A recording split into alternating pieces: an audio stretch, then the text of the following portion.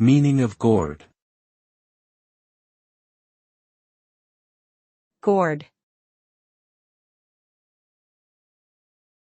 Gourd. Gourd. Gourd. Gourd refers to a type of fruit that belongs to the Cucurbitaceae family. The fruit comes in various shapes and sizes, with a hard outer shell that is often used for making utensils or decorations. In some cultures, gourds are also considered a symbol of fertility and good luck.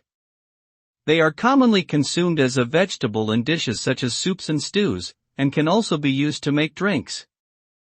Overall, gourds are versatile plants that have both practical and cultural significance in many parts of the world.